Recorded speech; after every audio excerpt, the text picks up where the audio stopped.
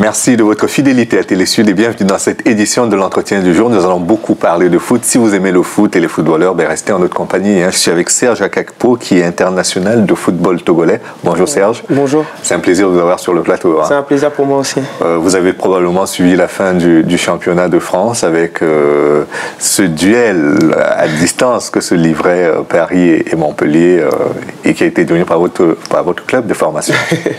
Ouais, j'ai suivi ça pratiquement au jour le jour. Je pense que Paris a pioché un peu à un certain moment, surtout justement face à Auxerre où ils avaient fait match nul, où ils devaient gagner, et aussi à Lille.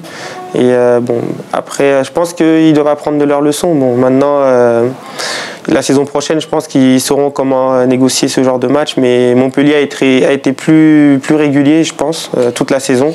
Et franchement, ils méritent amplement leur sacre, en fait. D'accord. Ouais. Vous avez commencé en France, à Villepinte, si je ne me trompe pas. Ouais, c'est ça. Qu'est-ce qui vous emmène à continuer votre carrière en Europe centrale? J'étais plus jeune et je recherchais du temps de jeu. Parce que quand j'ai commencé ma formation, l'objectif c'était de jouer en professionnel. Et quand j'ai signé mon premier contrat pro à Auxerre, j'étais jeune. Bon, c'est vrai que j'ai pas été peut-être assez patient, mais c'est un peu normal. Quand on a 18, 19, 20 ans, on est pressé de jouer. Donc c'est plus mon envie de jouer au haut niveau qui m'a poussé à partir. D'accord. Vous avez probablement suivi aussi, il y a quelques mois, cette polémique qu'il y avait eu sur la double nationalité des joueurs, ouais, sur l'accès des joueurs binationaux dans les centres de formation. Comment vous l'avez vécu à votre niveau, pour vous qui avez déjà été sélectionné une fois en équipe de France d'ailleurs? Ouais, bon, c'est vrai que moi aussi j'ai été assez surpris d'entendre en fait le fond des propos. Et en même temps, je suis partagé parce que c'est vrai que les entraîneurs français, ils font quand même un travail assez exceptionnel au niveau de la formation et c'est normal de récolter quand même les meilleurs joueurs de ce travail. Mais quand même, on ne peut pas priver tout le monde non plus d'avoir des chances d'évoluer au niveau international.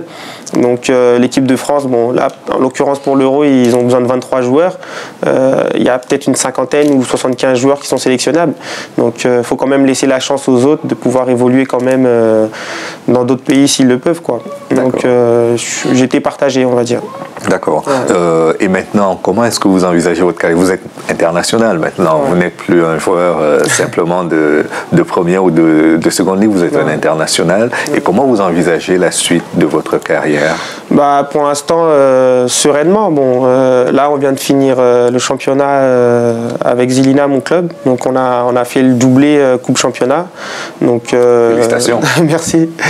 Donc, on va dire que pour l'instant, je vais essayer de me concentrer sur comment débuter la saison, puisqu'on a les tours préliminaires de la Ligue des Champions, tout ça. Donc, l'objectif, c'est d'attraper une coupe européenne. Donc, on va essayer au minimum d'avoir l'Europa League. Donc pour l'instant, je ne vois pas plus loin que ça, quoi. D'accord. Ouais. Et puis il y a les éliminatoires pour la Coupe d'Afrique des Nations avec l'équipe nationale du Togo. Ouais. D'ici quelques jours, je dois rejoindre l'équipe nationale pour entamer la préparation. Ils ont déjà commencé d'ailleurs. Hier, ils ont fait un match amical contre l'Égypte qu'on a perdu d'ailleurs, mais c'est que la préparation. Donc on a 3 matchs contre la Libye et la RDC pour la Coupe du Monde. Et on reçoit le Kenya dans le cadre des qualifications pour la CAN. Donc j'espère qu'on en sortira vainqueur. D'accord. Aujourd'hui, quand vous regardez l'organisation de la Coupe d'Afrique des Nations, à la dernière Coupe d'Afrique, on a dit que les ténors n'étaient pas présents. Il n'y avait pas l'Égypte, le pays le plus couronné du continent. Le Nigeria n'y était pas. Le Cameroun n'y était pas. On a dit que c'était presque une CAN au rabais. Mais est-ce que vous pensez aujourd'hui, avec le recul que vous avez eu en regardant la compétition, qu'on a eu un mauvais champion d'Afrique avec la Zambie? Sincèrement, pas du tout. Moi, j'ai suivi tous les matchs de la CAN sans exception. Et je peux vous dire qu'en étant moi-même international, j'ai vu le niveau de toutes les équipes, que ce soit de la Guinée, en passant par l'un des co-organisateurs, ouais, l'Équatorial et même la Guinée-Conakry aussi, qui avait une très bonne équipe. Le Mali qui a été impressionnante aussi. Sincèrement, j'ai été surpris et encore plus surpris de la prestation de toutes ces équipes parce que pour moi, en fait, je pense qu'il y a une nette amélioration. Bon, il y a quelques années, on avait du mal à avoir des challengers, on va dire. Il y avait toujours les gros, le Nigeria, la Côte d'Ivoire, etc. Alors que là, on se rend compte en fait que, entre guillemets, ça s'est démocratisé. Et maintenant, tout le monde a le droit de rêver et de gagner voilà. la Coupe d'Afrique des Nations. Sincèrement, moi, j'ai trouvé le niveau des joueurs très impressionnant. J'ai été surpris et à la limite, je regrettais même pas que le Togo n'y soit pas, parce que je me suis rendu compte que toutes ces équipes étaient peut-être meilleures que nous, quoi. Donc, il nous restait beaucoup de travail à faire.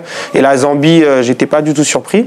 Le premier match que j'ai fait en tant qu'international togolais, c'était contre la Zambie, justement.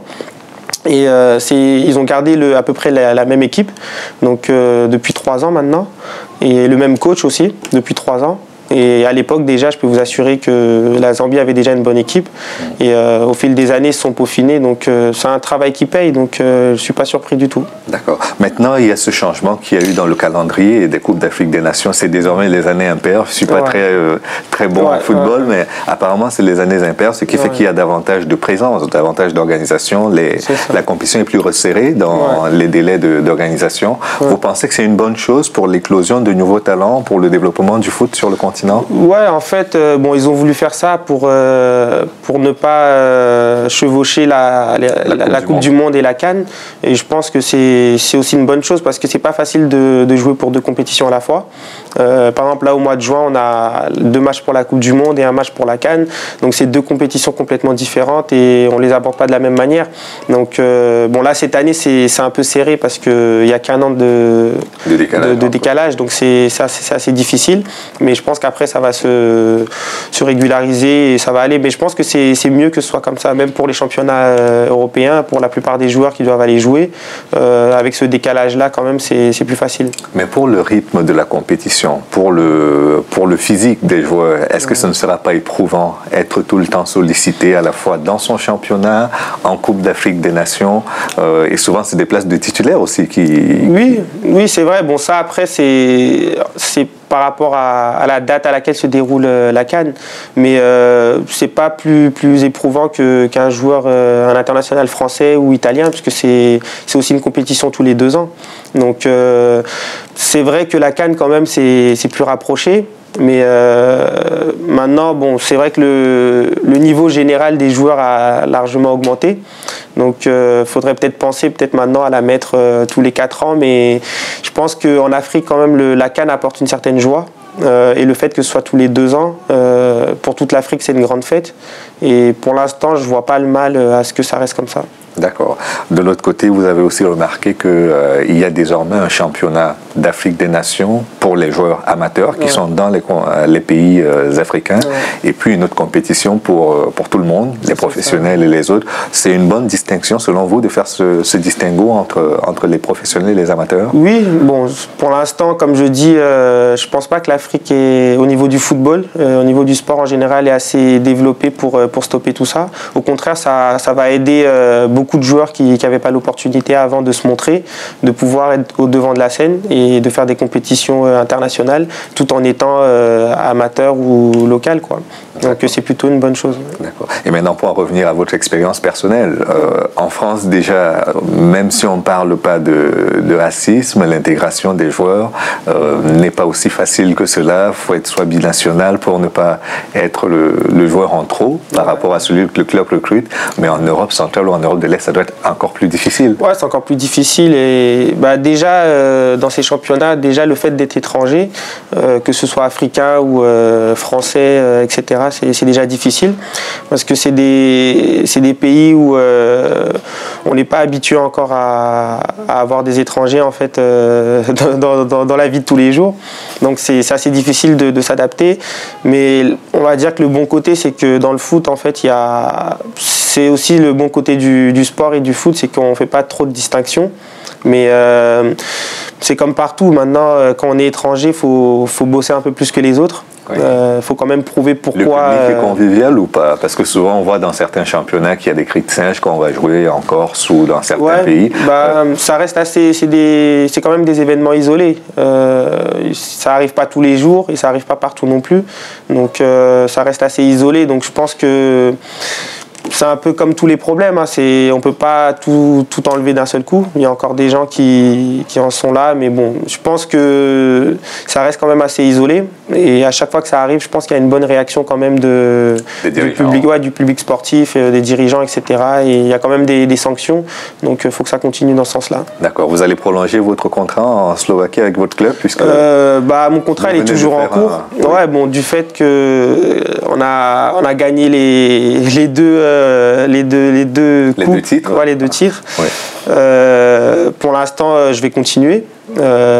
Après, on ne sait pas de quoi il fait demain. Bon, je vous dis ça aujourd'hui, peut-être que demain, Paris pourrait vous appeler. Ouais, peut-être. Ouais. Mais pour l'instant, j'ai pas l'idée de quitter le club pour l'instant et je vais essayer de donner mon maximum pour qu'on puisse aller en Coupe d'Europe. D'accord. Et les relations avec vos autres coéquipiers en équipe nationale du Togo, quelles sont-elles aujourd'hui? Est-ce que vous avez pu traverser, parce que n'oublions pas que le Togo a quand même vécu une période dramatique avec la Coupe d'Afrique des Nations en Angola. Ouais. Est-ce que vous vous êtes remis de ce traumatisme-là? Ouais, je pense que la page est tournée. Ça a été long parce que pendant pratiquement 2 ans, c'est quand même un événement qui nous a traumatisés. Ça devait être une fête et finalement c'est un drame. Ouais, c'est ça vraiment le problème, le fond du problème, c'est qu'on allait pour le sport, pour le football. Tout le monde était content et bon, au final on se retrouve sous les balles comme si on était à la guerre. Et bon, moi-même personnellement j'ai été traumatisé pendant super longtemps et je me suis posé des questions, pourquoi ça m'arrive à moi. Bon, maintenant on n'a pas eu de chance, mais je pense que pour en discuter avec tous les joueurs et en les côtoyant souvent, la page est quand même tournée maintenant.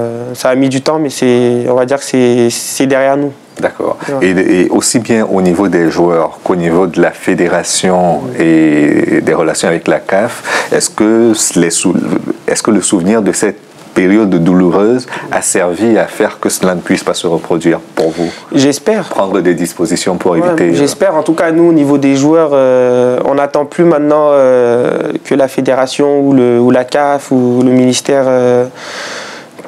On attend quand même d'eux qui soient responsables, mais nous-mêmes, de notre côté, maintenant, on essaye d'assurer nos arrières, on va dire, et de se renseigner un peu. Par exemple, en Angola, bon, si on avait pris la peine de se renseigner un peu sur la zone du Cabinda, tout ça, je pense que de nous-mêmes, on aurait refusé de prendre le bus, quoi. Très bien. Donc maintenant, on va dire qu'on se prend en main maintenant. Merci beaucoup, Serge Kakpo. Je vous souhaite bonne chance en équipe du Togo, bonne chance avec votre club, les Zelila, en Slovaquie. J'espère que le Togo sera à la Coupe d'Afrique des Nations en Afrique du Sud. J'espère. Merci beaucoup. Merci à vous. Et merci à vous d'avoir suivi l'émission jusqu'à son terme. Rendez-vous demain pour une autre édition de l'Entraîne Jour. À bientôt.